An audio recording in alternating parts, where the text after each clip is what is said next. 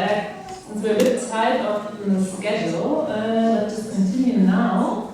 So we just heard 3 very, very interesting inputs in the discussion that was more of activists on the local ground, and now we want to talk a little bit more and focus on the international level. And we have 3 experts here, which will give us some short remarks, and after that, again, we can open up the round for discussion and also invite the activists that we heard before to raise their questions to our experts. So let's start first with Lea Rössner, and she works at the Parliamentary Assembly of the Council of Europe. There she's Office Manager for the Rapporteur on Missing Migrants, which is Julia Palke from the Green Party in Germany. Lea especially worked on setting up a database where migrants who died on the journey are being identified and documented. It's called the Missing Migrants Report, and we will hear probably more from her in her remarks. Thank you, Lea. Yeah, thanks. Thanks for the introduction. I will get into the details and clear a few things up. Also, thanks to Marco, Astrid, and Halima for providing all the information. In the first round, that was really insightful. So I think it's a bit of a change of perspective. We've been focusing more on what's happening in Europe, so in the Mediterranean and the land borders and in Europe, and also not focusing exclusively on enforced disappearances, but more broadly on migrants going missing. And I work as Head of Office and Policy Advisor for Julia Palke, who's a member of the German Parliament and a member of the Green Party, and cannot be here since the Green Party has their big party convention today. So I'll fill in. And so Julian is also a member of the Parliamentary Assembly of the Council of Europe, in short PACE, and it's quite easy to confuse the different European Union institutions and the Council of Europe. So the Council of Europe is separate from the EU, it is bigger, it has 46 member states, including the Balkan states, Turkey, Georgia, Armenia, and Azerbaijan. Russia left 2 years ago after the war started. And you could call the Council of Europe a human rights infrastructure in Europe. It consists of the European Code of Human Rights, which is most well known. And then there's also the Parliamentary Assembly and the Committee of Ministers, where the governments of the member states are represented. And so in the Parliamentary Assembly of the Council of Europe in 2022, Julian got appointed as rapporteur for the topic of missing migrants, and since then we've talked to a lot of representatives of international organizations, NGOs, activists, forensic experts, academics, UN bodies, and also to governments, including the foreign ministries and embassies, but also to national police, and their disaster victim identification units, for example. And Julian, I couldn't join him back then, but he also traveled to Greece in order to see how the national authorities dealt with the Pylos shipwreck last year, where over 500 people died in the Mediterranean, and also to observe how the registration and identification of bodies at the land border between Turkey and Greece in Evros works in practice. And what happened then? All this information was condensed into a 20 pages report with recommendations titled Missing Migrants, Refugees and Asylum Seekers, a call to clarify their fate. And this report was adopted first by the Migration Committee and then by the plenary of the Parliamentary Assembly of the Council of Europe on 1st October this year. And as the recommendations are recommendations to the member states, they are now being forwarded and presented to the Committee of Ministers as well. So what's in the report and the recommendations? I'll give a short overview. So there is a call for saving lives at sea, stopping pushbacks, and providing safe and legal pathways in there, but we decided to focus more on not these very political demands, but more of how to deal with the dead, with the missing, get more into these humanitarian or technical details. So the report explains who missing migrants are, why they go missing, and why it's important to clarify their fate.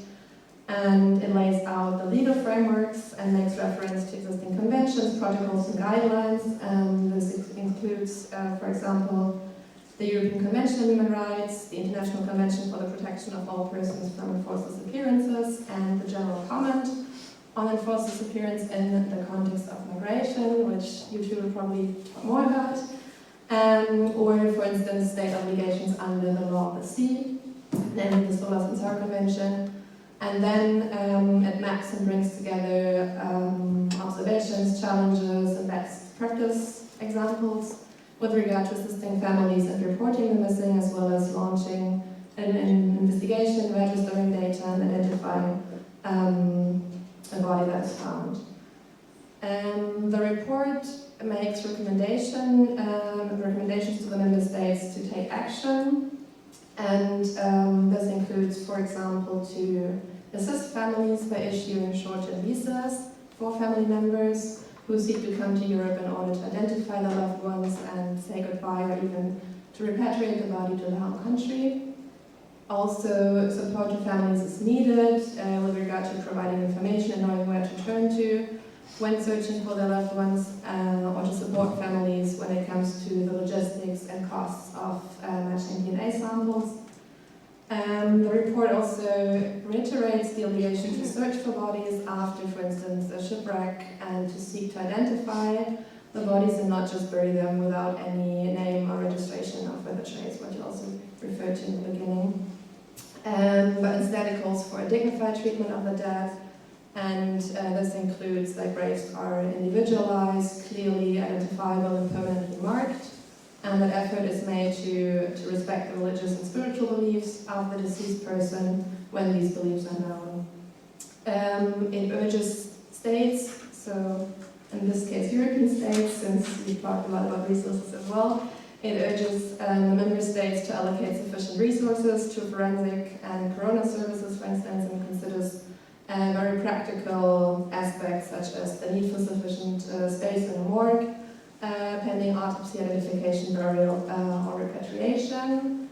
And then we saw that while there are attempts and examples, there still is a lack of national, regional, and international databases where DNA photos or any additional information on a migrant who is missing or on a body that has been found can be entered into, and that can be searched if someone is looking for the relative. And the report therefore recommends establishing such a database. And this, of course, comes with many questions and many challenges.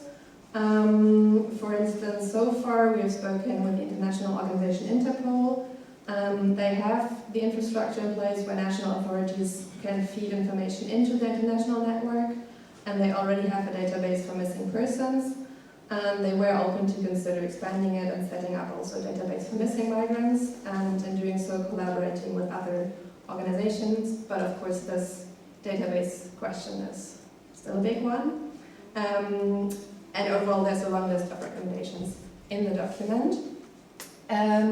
So in the end you might ask, what's the use of this report? And you could certainly say it's just a piece of paper. There's no way to enforce what's in there, and it does not really offer assistance or remedy in individual cases. Still, I think this was the very first report on the issue of missing migrants in the Council of Europe.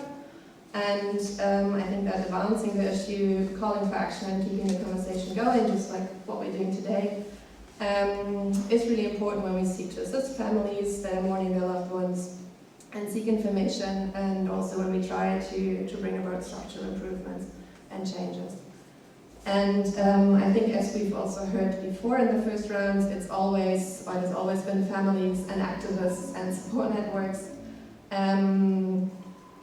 bringing this forward, calling for information, for justice, for structural changes, and they've always been the starting point and the driving force. And in this sense, I think it can be very beneficial to bring civil society efforts to the attention of international and state actors. And I'm under no illusion, the European Union and EU member states will most certainly pursue harmful and violent policies of externalization of migration control, of pushbacks and drowning. So the policies that make people go missing in the first place. And we do desperately need a change of these policies and practices, and unfortunately it doesn't really look like this is going to change anytime soon. Nonetheless, of course, we have to continue advocating, and at the same time I do have the impression that there is some traction in Europe at the moment when it comes to the issue of missing migrants. When we, during our work, spoke to government officials, even really conservative ones, many of them did acknowledge that how we treat the dead at the European borders, whether or not they receive a dignified burial, whether they are identified and information is provided to the family, that these are relevant issues. So I think by adopting the report, the issue of missing migrants has appeared on the agenda of the Council of Europe. I also know that there has been on the agenda of the Working Party on External Aspects of Asylum and Migration of the European Union this summer. And in the beginning of the year, ICRC had established a network of national focal points for missing migrants where European and African governments are asked to join and then work together. So I think these are all very small steps and puzzle pieces, but in the long run they can be useful for families as well. Thank you. Thank you so much. So we now move from the European level of the European Union to the United Nations. Gravina Baranowska, I hope I pronounced it right, works for the United Nations in the working group against enforced and involuntary disappearance. And this group deals with the convention that we already mentioned. Gravina will probably tell us more about this convention, and with countries that not have yet signed it. And she also deals with structural issues relating to enforced disappearance. Wonderful, thank you. So I will time myself, so I will not go too much over time. So first of all, let me thank you for organizing this event in a way that the first panel was on grassroots organizations. I think it really gives kind of the right perspective on issues, and also helps to put the things that we are saying into a better perspective and show how they should be understood. But it's also a tribute to the organizations that you're representing here. And we've worked with all of you, so we have received submissions at the working group. So it's really wonderful to have you here and to be able to be in a panel after all three of you. So what I will do today, I will start first with a bit of a legal comment on what enforced disappearances are and how they should be understood, or how they can be understood in migration. Then I will, so this will be more about the law, and then the second two parts will be more about the institutions and maybe even more directed towards civil society, kind of with this idea of what's useful. So I will firstly talk a bit about what is the working group and what is the Committee on Enforced Disappearances and how they differ. And here Silke, I'm sure, will then add to that later on. And then I will go more into detail about the working group on enforced disappearances and what we specifically do in the context of migration. So starting with the legal question, an enforced disappearance, as has been already said here, has to be the combined effect of three elements. So first, there needs to be a deprivation of liberty. Second, it needs to be conducted at least with the acquiescence of a state. So usually it's state actors, it's someone supported by the state. Acquiescence is really the lowest threshold. So there's the connection to the state. And thirdly, there needs to be a concealment of the fate, a whereabouts of the person, or denial that the person was deprived of their liberty. So in more kind of easy ways, we can say it's a secret deprivation of liberty conducted by a state, right? So this is the three elements that all need to take place together. So when we look into this, we do all know that enforced disappearances and migration are occurring, right? There's no doubt about it. At the same time, we also know that there's a lot of migrants going missing, and not all of them are forcibly disappeared. Only those where those three elements that I mentioned are met. So this is kind of also where we need to think about the usefulness of calling things enforced disappearances and of the framework. So the usefulness of the framework, I would say, is twofold. So firstly, currently, almost no disappearances in migration are called enforced disappearances. So we don't have court judgments on the issue, even on policy level. We hardly ever call them enforced disappearances. We, as a working group, regularly send messages saying, well, this resolution should set including enforced disappearances, because it's not only missing, it's also enforced disappearances. So the first thing is, we don't notice them at all. And by calling what is an enforced disappearance an enforced disappearance, we actually do give back the rights to the people that deserve them.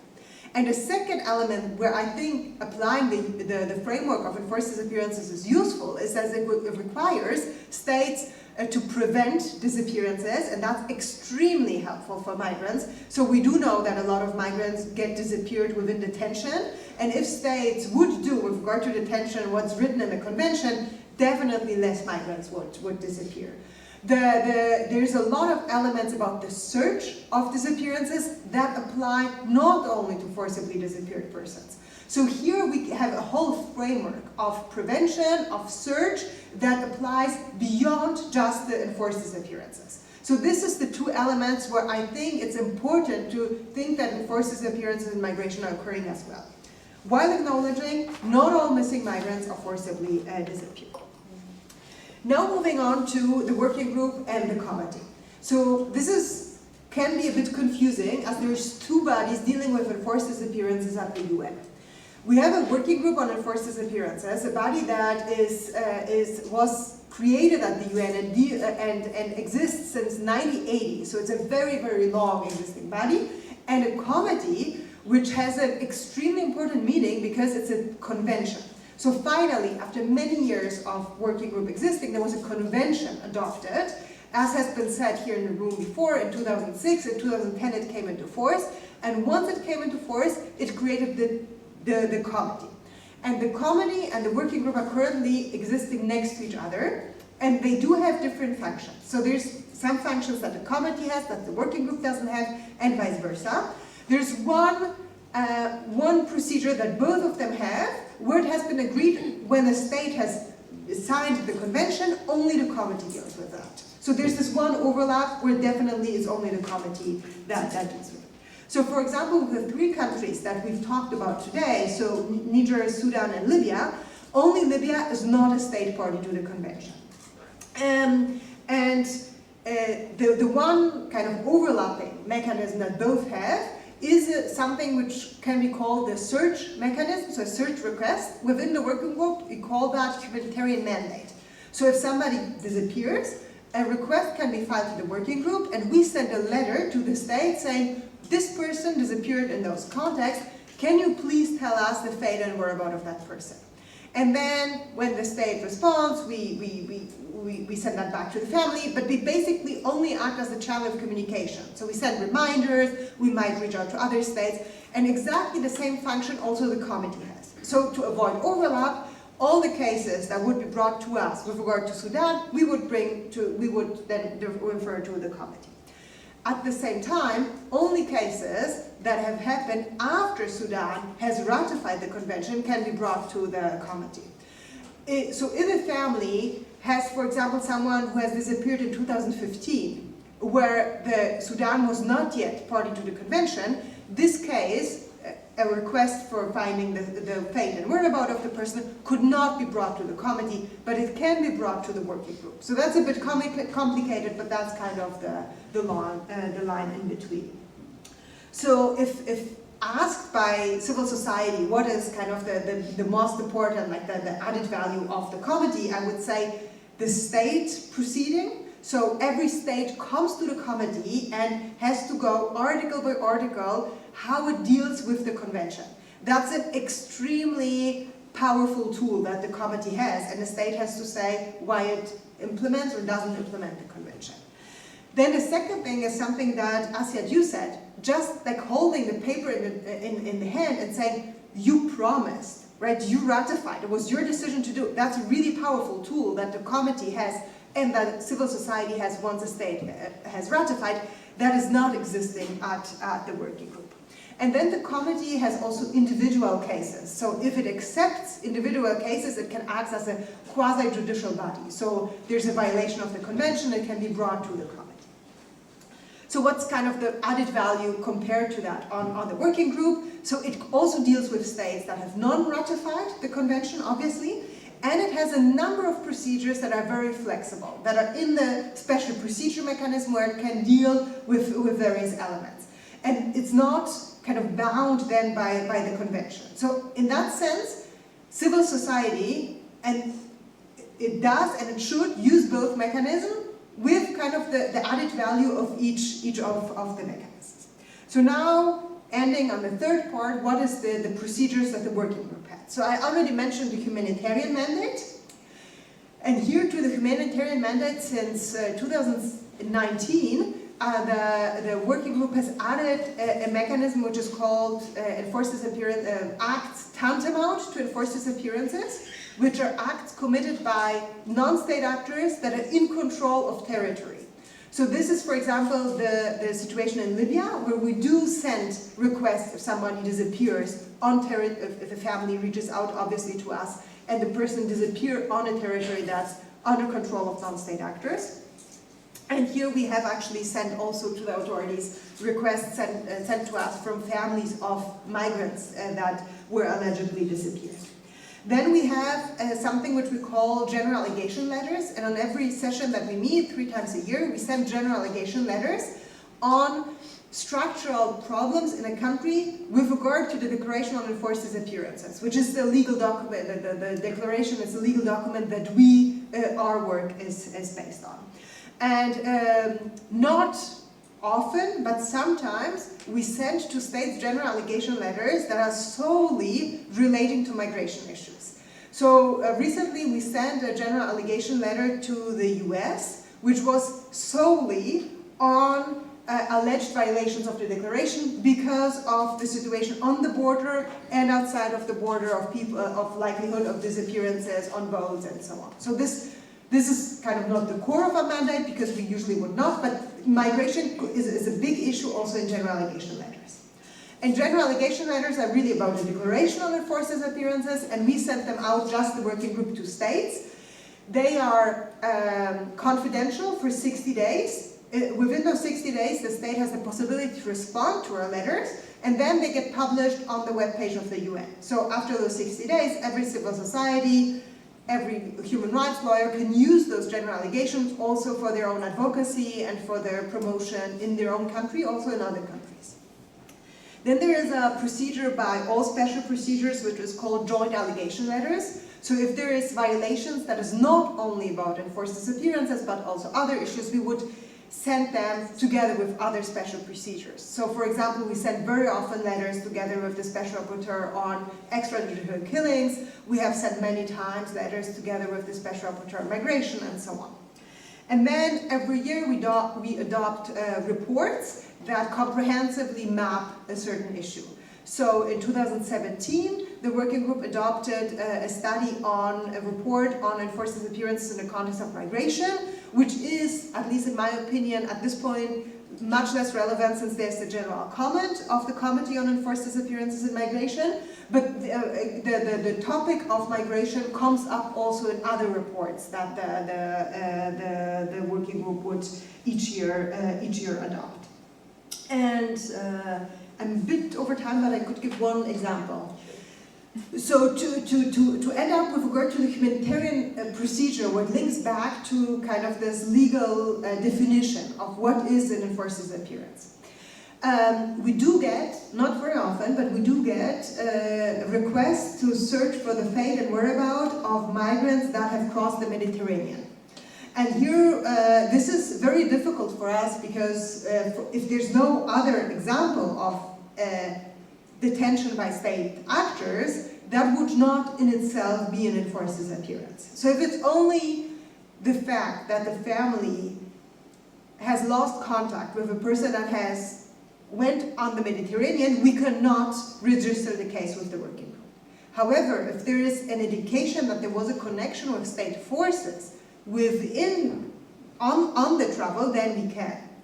So we have only registered a couple of those cases, but the cases were, for example, a boat that was in touch with a rescue boat, and then that was the last time it was seen. So then we said, well, since it could have been rescued, that's where we see there could be a detention. We don't know what has happened. The responsibility to explain the fate and whereabouts of those people is on the authorities that were with the persons.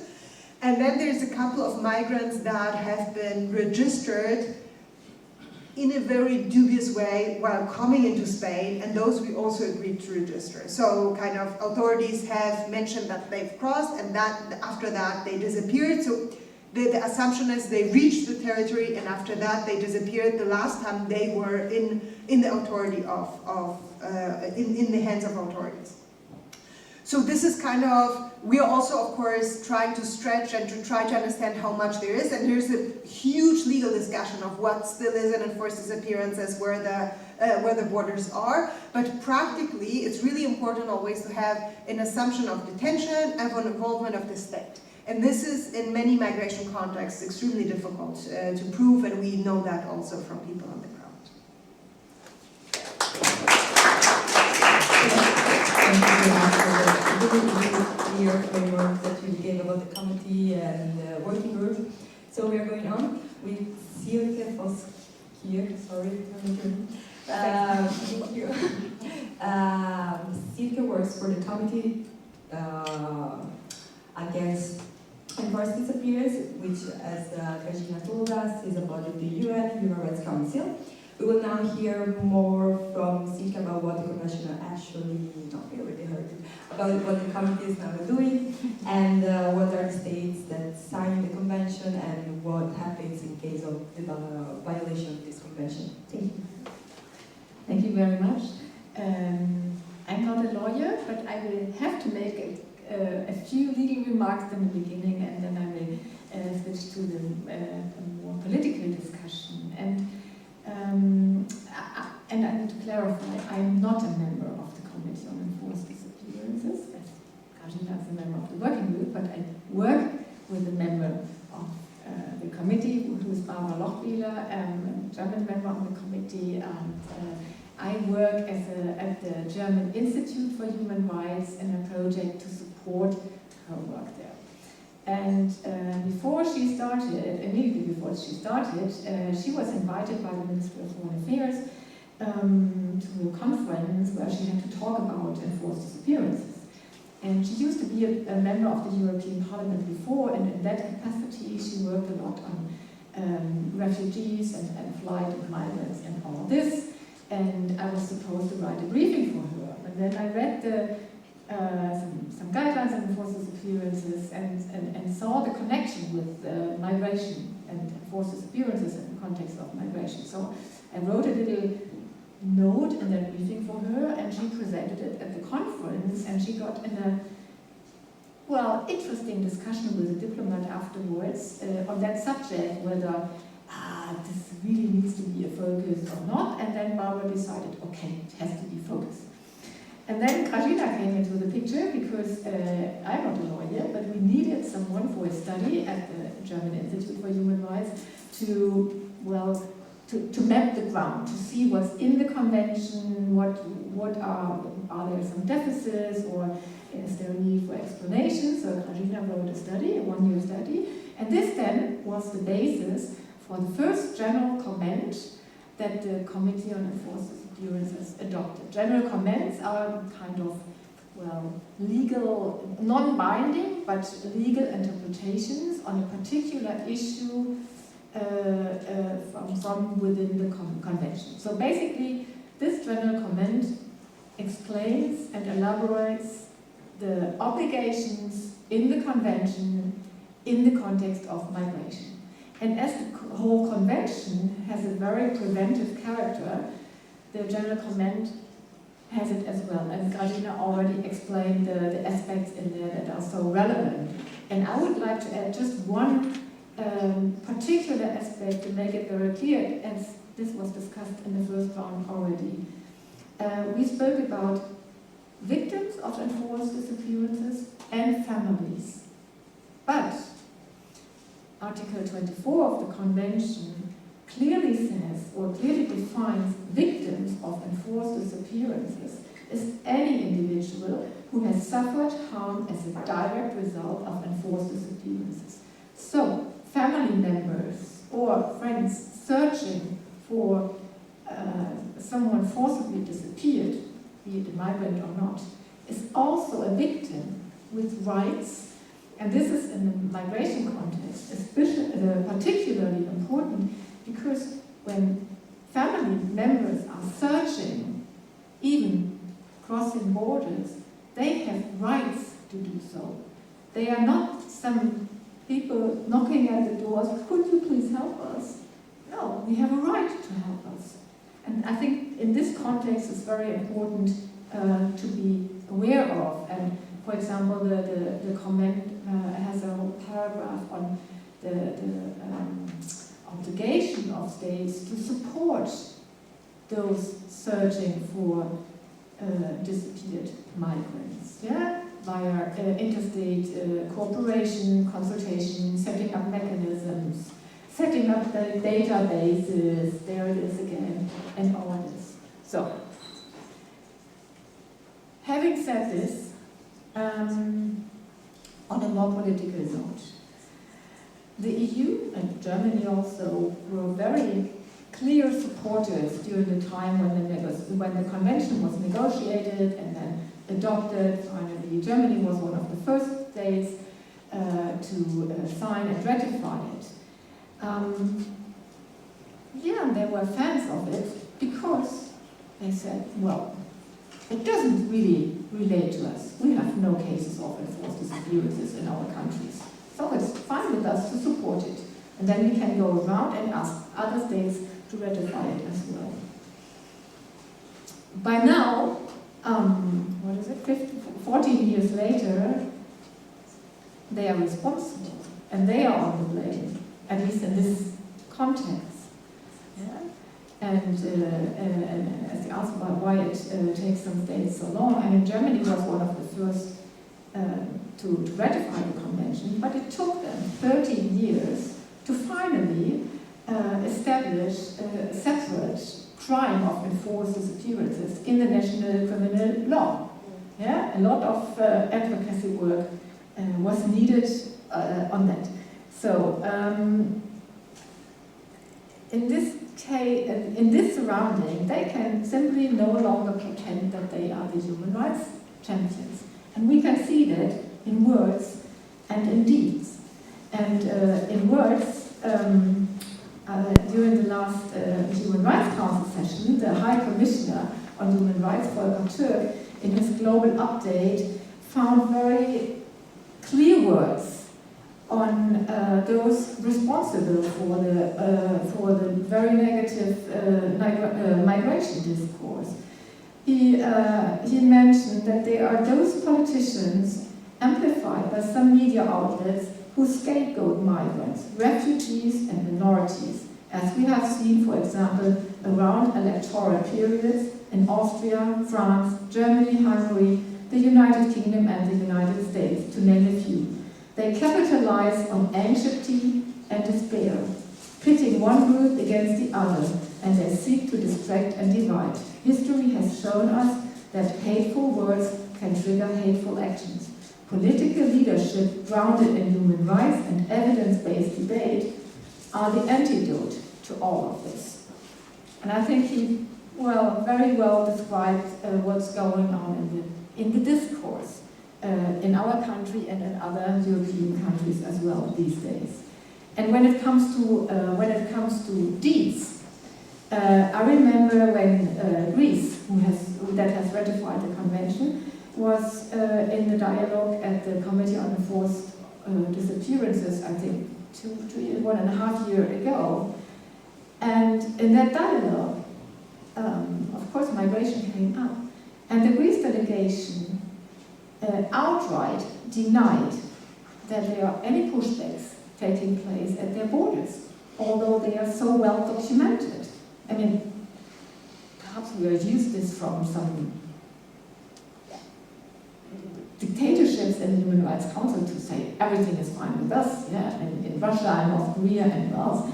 But this was very, very strange. And they were not even agitated. They were just sitting there to the same place.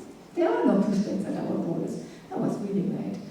And then just one further example, as Mokhtar, you mentioned it, that deals with the EU. These days, I don't know whether they have finalized it yet, but these days the EU is negotiating a deal with Egypt's dictator al-Sisi to prevent Sudanese people fleeing from a war criminal who was before another of the EU contractors in the so-called Khartoum process. And this is so cynical, but it really puts the finger in the wound of the EU migration policy and the consequences as it has. For example, in Niger, where this law that you mentioned was a direct consequence of the EU's migration policy, or the EU's attempts at all costs to prevent refugees coming to Europe. We surely can discuss this further. Finally, what all of us brings together, and you said when you described or explained the report that was adopted by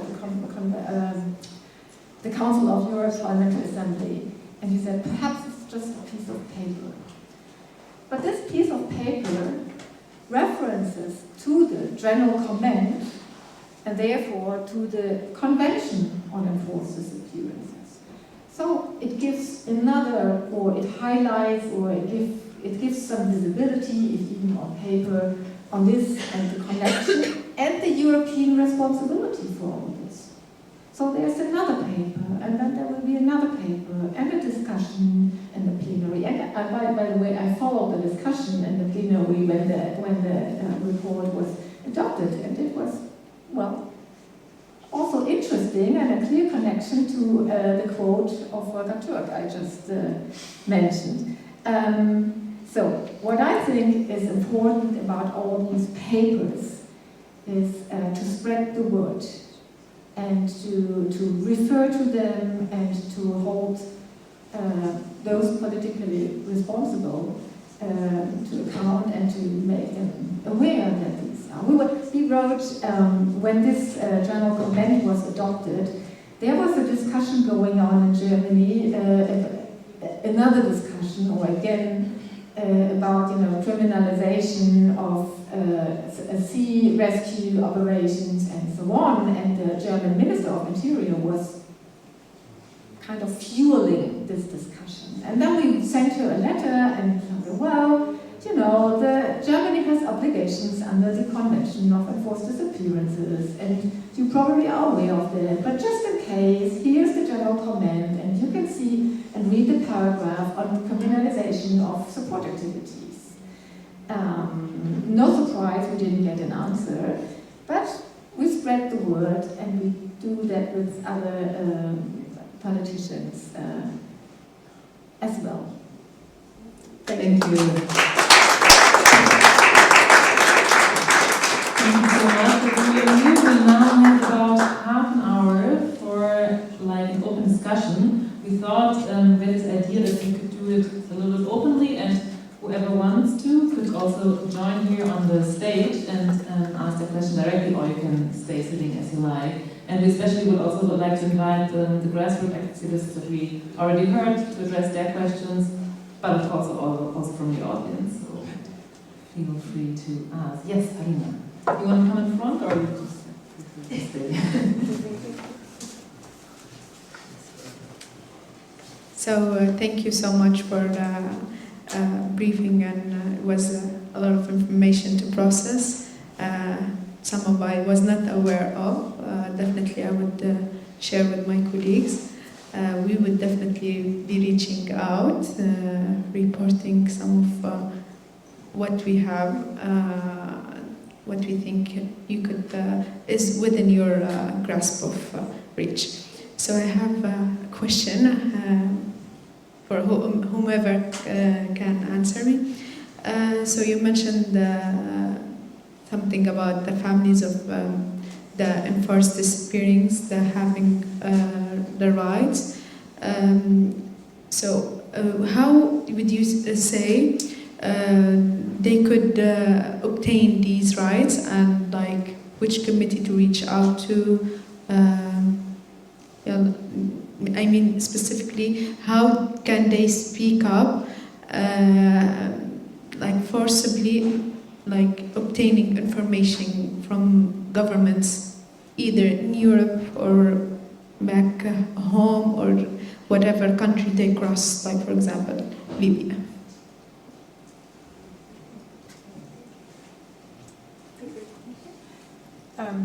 Yeah, thank you for the question. When we have a closer look at the situation of migrants and their families, they are a particularly vulnerable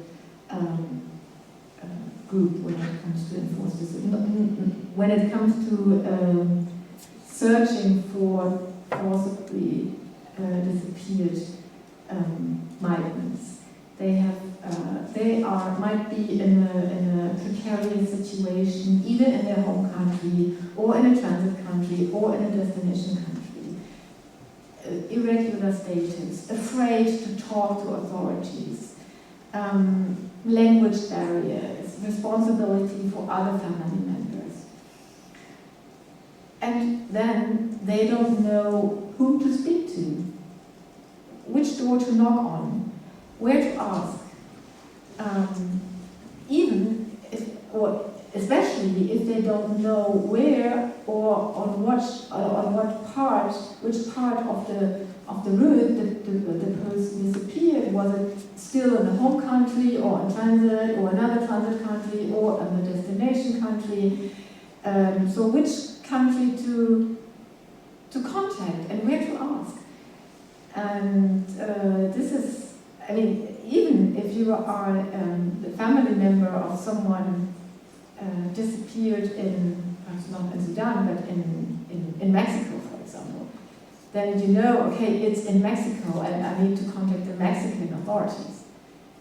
But in this migration context, very often it's much more difficult. One of the suggestions are or the recommendations in the general comment are that state consulates in third countries have on their website or a clear focal points, contact persons named responsible for those issues. Mexico, for example, which has a huge migration and enforced disappearances of migrants problem, and they set up contact points in all of the neighboring countries where migrants are coming from. It's not perfect, not at all, this mechanism. And all civil society we talk to from Mexico and that region, they say, okay, it's not perfect, but at least it's a beginning, and it could be developed as a model for other countries as well.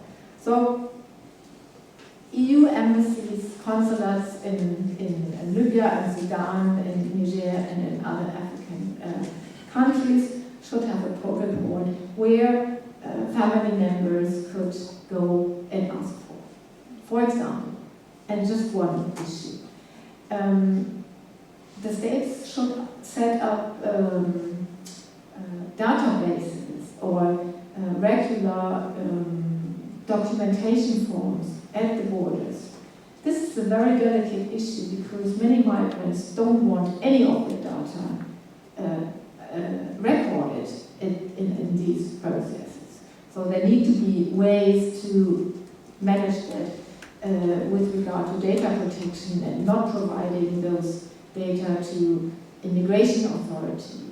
It's not an easy issue, but it's a very, very important humanitarian issue with a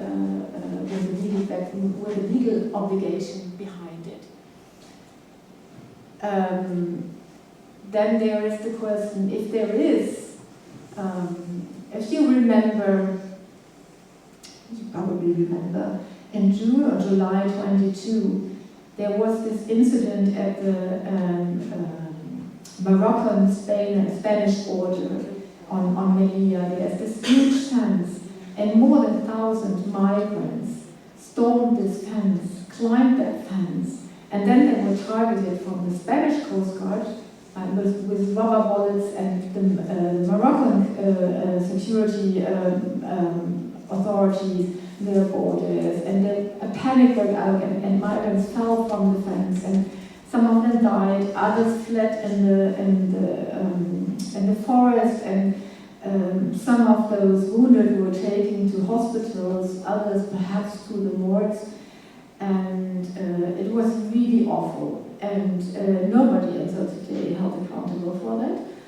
And of course the Moroccan authorities said, well, the Spanish, they shot first, and the Spanish said, well, no, they shot first. Makes no sense, but the problem is that when relatives or NGOs looking for those taken to hospital or those dead bodies to the morgues, they were denied access to the hospitals, to the morgues, so they couldn't look for them. When later some of the dead bodies were, DNA samples were even taken, and then they were buried, and most of them were from Sudan, and Sudanese families wanted to come to Morocco to identify their relatives. They were denied visa. They have a right to do so and to come. And it's a long way to go, but those are the obligations that are clearly mentioned in the conventions, and that states need to be held accountable. I just shortly wanted to add two things. First on the law, and second on what the working group has done. So with regard to the law, it's really, there's no doubt whatsoever that families of forcibly disappeared persons are also victims and have rights. And this is most importantly today the convention, but it's also a number of judgments of the European Court of Human Rights, the Inter-American Court of Human Rights, a number of treaty bodies has said so, a number of domestic courts. So this is the rights of families of forcibly disappeared persons. It's legally not even a debated field anymore. So what's debated may be the exact scope of those rights, right? Kind of, but not the fact that they do have rights and that they are victims. This is really out of the debate. And of course, the enforcement of those rights. So we do know that in many states it is difficult, actually, and very dangerous for families to search for their loved ones, even though they have those rights. So this is what I wanted to add. And one more thing on the law, because obviously we very often highlight the right to search, the right to know the truth about the disappeared persons.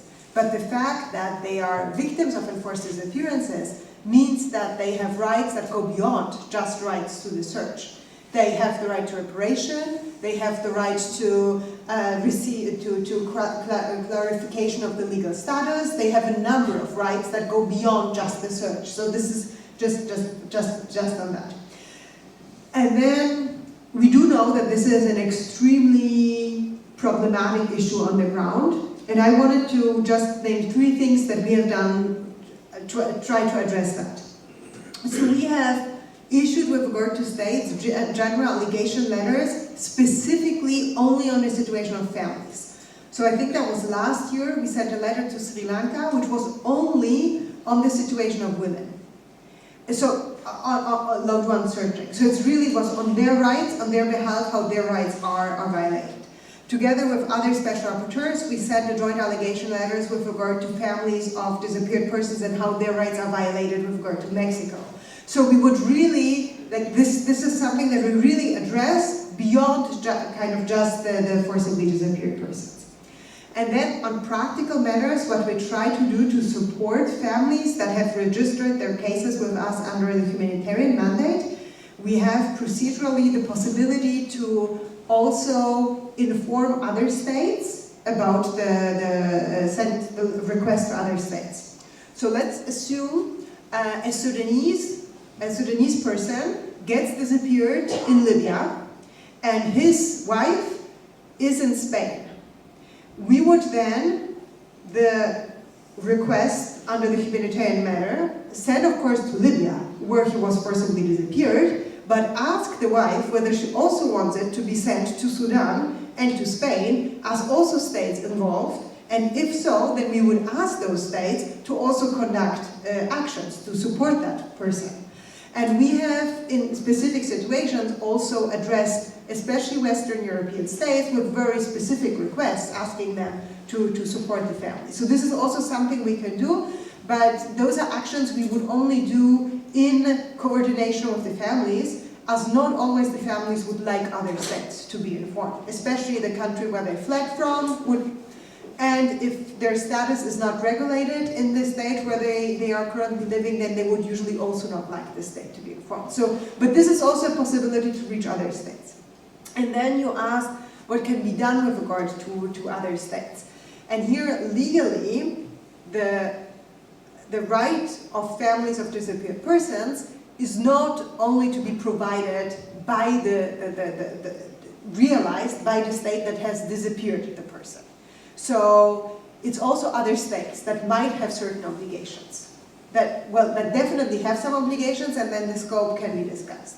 So if I'm here in Germany and my husband has been forcibly disappeared in Ukraine, then of course the Russian Federation that has disappeared my husband would be responsible for the search, for releasing him and so on. But I could claim that the authorities here, if I would have legal problems putting my kids to school because I don't have the agreement with my husband, that would be on the authorities of the German state where I live to help me realize that. And that's based on the convention. And also if I would need the state where I live to support me in the search, that I can also base on the convention.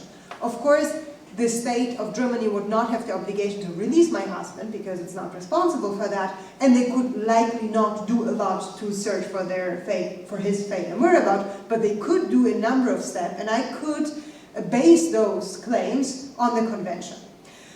This is, however, a topic that's still very much developed, and the two groups where that has been most developed with in Europe is Syrian disappeared persons. There's a special commission on a special UN commission, and it specifically relates to states where there's Syrian diaspora that has forcibly disappeared persons back in Syria. And then the second big group that is addressed very often is Ukraine and the forcibly disappeared in the context of the full-scale invasion. But this is something that's developing, and especially if there's a bigger diaspora in the country, I think that's an argument also worth making in sympathetic states to get that support. And legally that argument can be based on the convention. Thank you so much, and also for making concrete. Do you want to answer? Maybe just very briefly, because maybe there are other questions. Just practically speaking, I think when a family is looking for loved ones, you mapped out the different ways to go, reach out to embassies, ICRC might be a good point to reach out to. But then, to be honest, I think the infrastructure that we have in Europe is really insufficient. And I think you probably know, if you've interacted with different groups or actors here in Europe, it's often civil society and activist networks that work in Poland, for instance, or in Greece, for instance. It's the same thing. For instance, there's one forensic in Evros at the land border who has his own database that he runs by himself, basically. So if families reach out to the embassy, they need support by activists usually, who then on the ground know how things work and can assist, and maybe have heard of specific cases or can bring together these specific information. And then also talking about Greece, just as one example, when Julian met with the former Minister for Migration in Greece, he said, oh yeah, providing a visa for families who are looking for for missing persons or possibly disappeared persons would actually be a good idea. So we'll make this easier, and I assume this hasn't happened, but maybe, yeah, generally lobbying, approaching governments, approaching maybe even parliamentarians, and just keeping these individual cases and individual requests for information and justice, but also the topic overall on the agenda is, yeah, probably a way forward.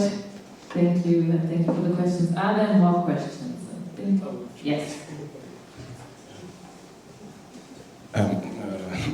First, thank you very much for this presentation, for us to remember again how the whole structure is in the working groups, and it gives us a bit of hope again, because after your presentation we feel like, okay, it's like we are all together, because you also are doing a part of our job, or a kind of, to raise this issue.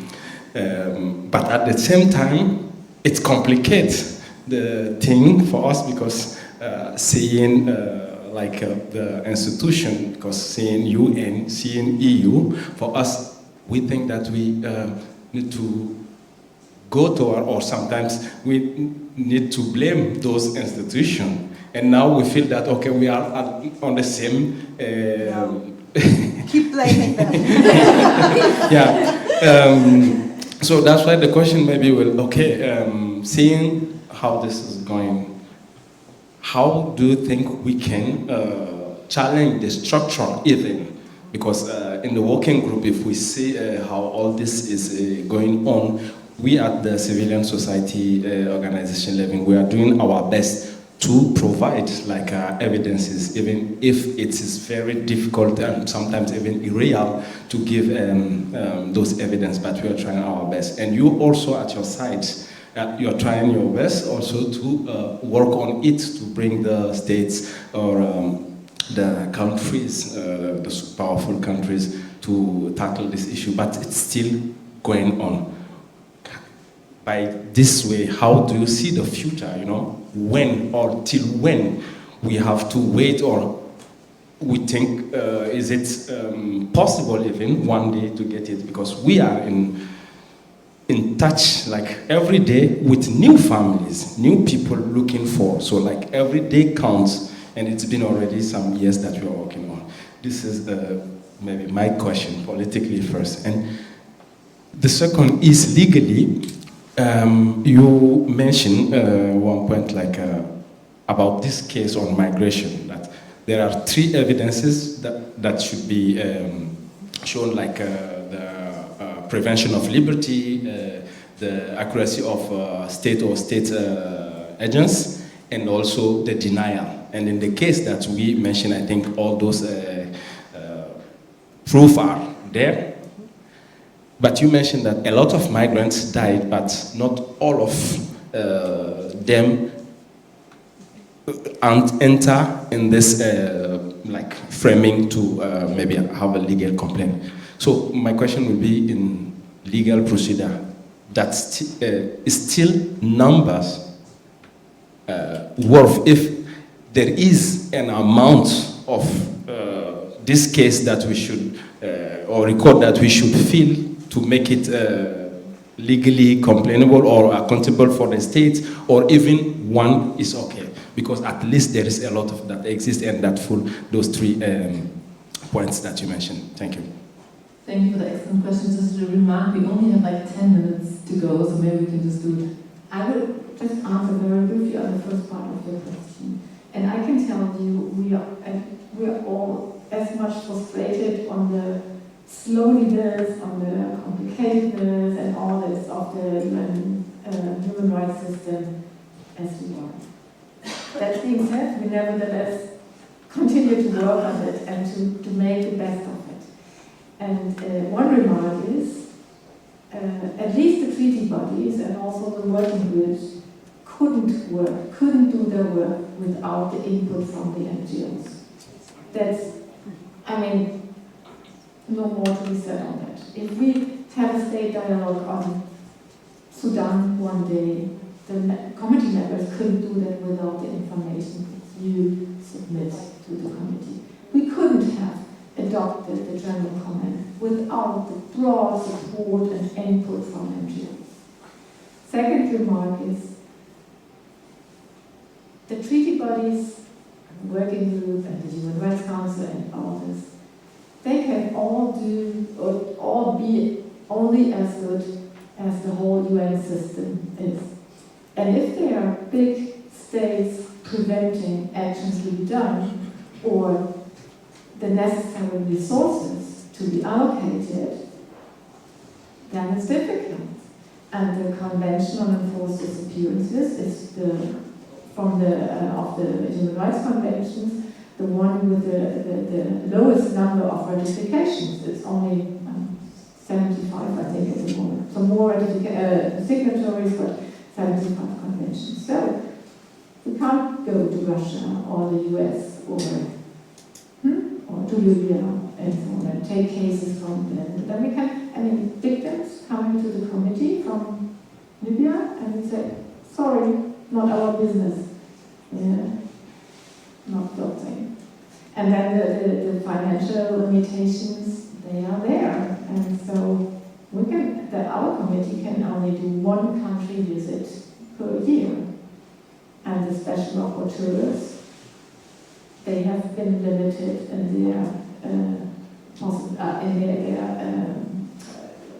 the numbers of traveling they can do as well. And we all know who's responsible for that. Thank you. So the first question is the grim question, right? So me personally, I'm not very hopeful that things will change to the better soon. I think the elections that have happened over the last time and that are upcoming really show that there will be in my opinion, no good face to migration. So what are my two buts?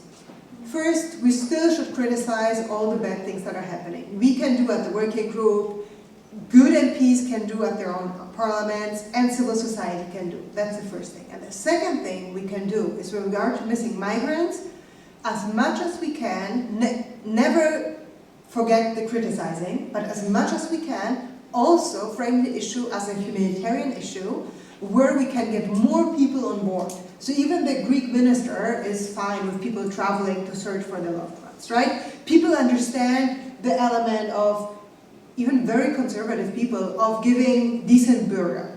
Things like that can be phrased in a language to get a broader acceptance of people, which will not solve the underlying problem, but will make the life of a number of families better. And that's at least something that I think realistically we can achieve. So this is, but again, not forgetting criticizing, which is still important.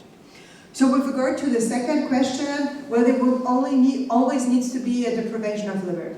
So what exactly then is a deprivation of liberty or not would be then legally decided in every context. So some lawyers would argue within a pushback, if a person is kept in a way and cannot move back and forth because there's police from both ways, that's a deprivation of liberty.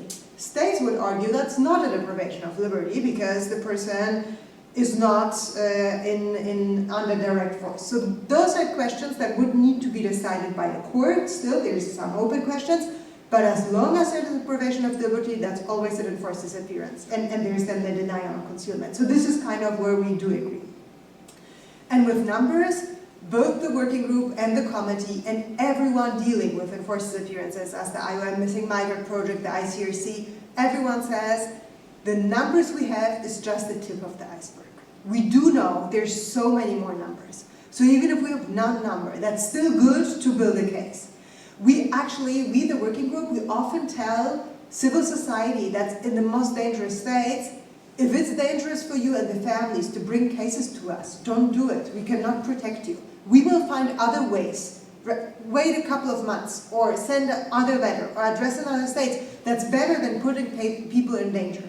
So there's a number of ways around without putting the numbers up. I agree that it's good to show there's a lot of numbers, it looks good, it gets more political support if we say 1,000 people have died, right, than one person, even then one person is one person too much. But there are other ways to frame that as a disaster without registering hundreds and hundreds of people. So I think that's always kind of this balance needs to be struck, and to me the safety of people on the ground always needs to be the priority. Thank you. We would have time for a very quick question, if, this has to be not too long. Actually, I don't know about the audience, because I feel like we are just... yeah. Actually, my first question is already been raised by Mukhtar about the legal framework for the... But my other question is about the Khartoum process itself, because you, Silka, you mentioned it. And Khartoum process. I said Khartoum in Arabic, sorry. Because we know that this program, it has been like with our previous government. But when this program came just to stop migration, and unfortunately, I don't know how they,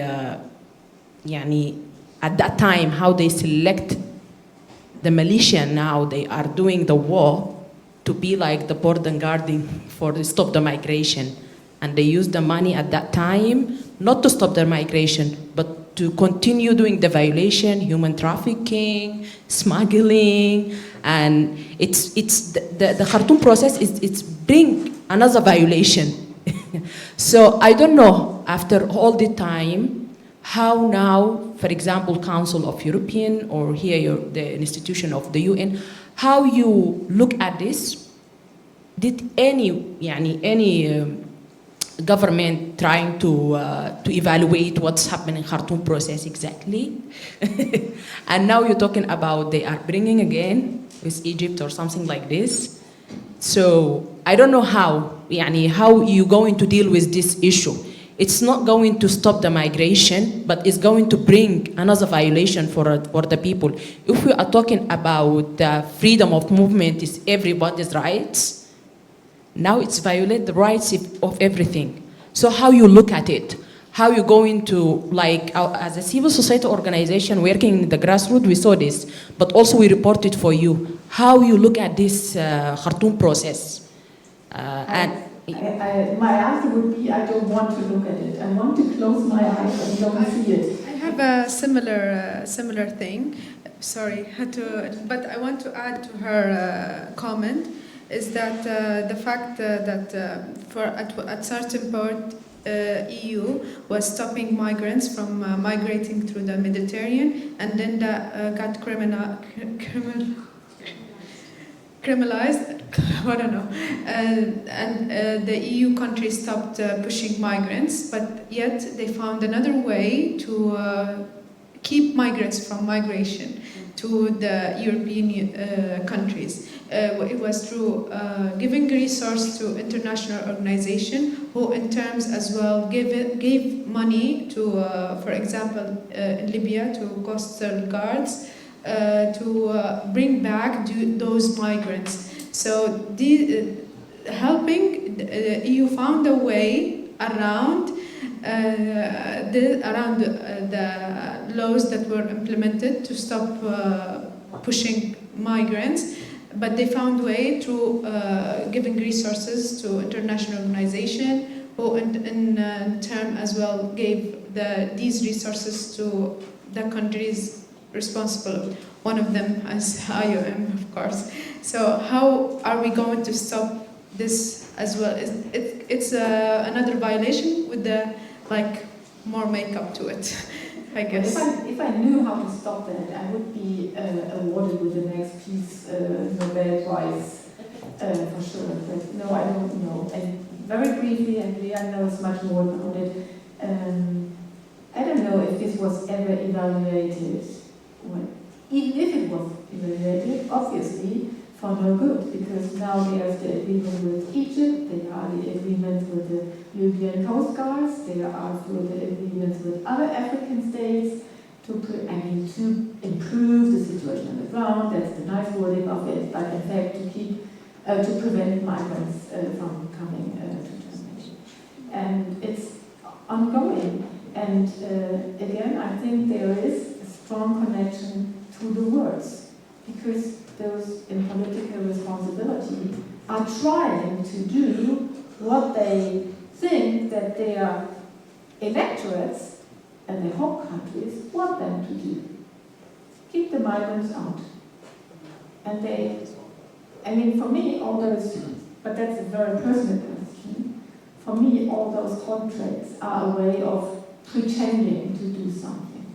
It won't solve any problems. It's only raising more violations for migrants, because when they are back to where they came from, to whoever is bringing them back, it only subjects migrants more to more human rights violation, more enforced detainees. So but the official political answer to that would be yes. That's why we want the migrants to stay where they are. Then we don't have to push them back. Yeah. So I hope something is done by you. At least you're in the European Union working.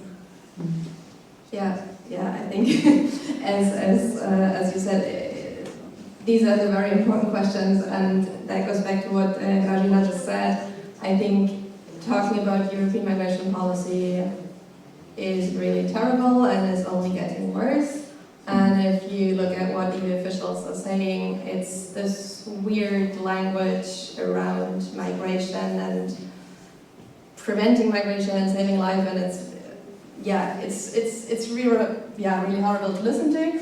And to be frank, things are not getting better, but they are getting worse. And still, we're trying on, I think, different levels to take action. For instance, we in the German Parliament, we try to raise these issues and raise them towards our government, towards the EU Commission, in the German public. Then there is litigation before the European Court of Human Rights, for instance, concerning these pullbacks back to Libya, which are also violations of different rights. And in terms of evaluation or looking into the Khartoum process, I'm not sure about the details.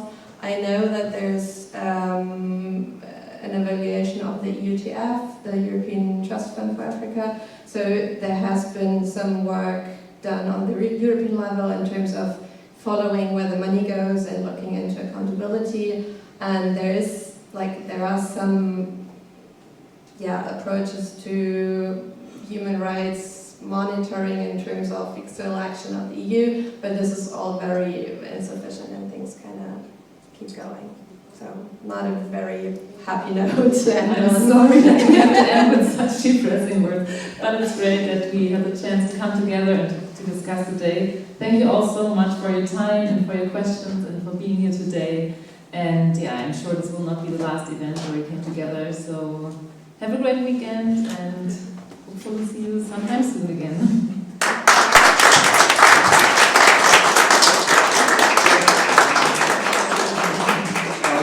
Thank you also for moderating. Yes, thank you.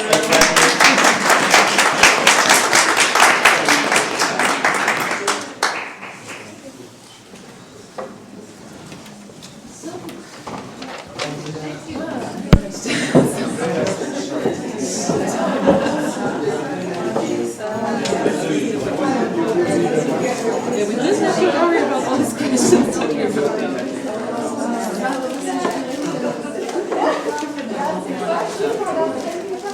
Thank you.